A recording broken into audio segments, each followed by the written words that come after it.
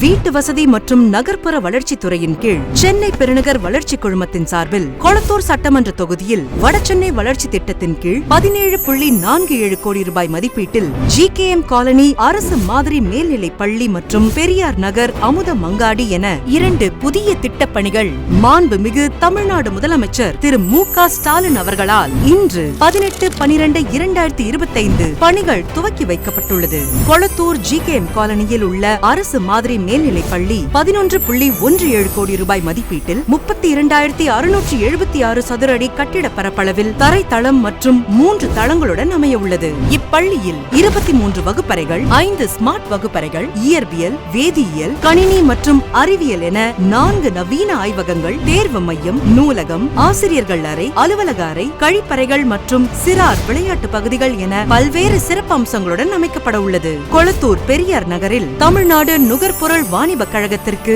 புதிய அமுத மங்காடி 6.30 கோடி ரூபாய் மதிப்பீட்டில் 12,157 சதுர அடி கட்டிட பரப்பளவில் தரைத்தளம் மற்றும் 2 தளங்களுடன் அமைய உள்ளது. இக்கட்டடத்தில் இடமகன்ற அமுதம் பல்பொருள் அங்காடி, அலுவலக அறை, பணியாளர்கள் அறை, சேமிப்பு கிடங்கு, மின்தூக்கி வசதிகள், நகரும் படிக்கட்டுகள், நவீன கழிப்பறைகள், 2 மற்றும் 4 சக்கர வாகனங்கள் நிறுத்தும் இடம் என பல்வேறு வசதிகளுடன் அமைக்கப்பட உள்ளது.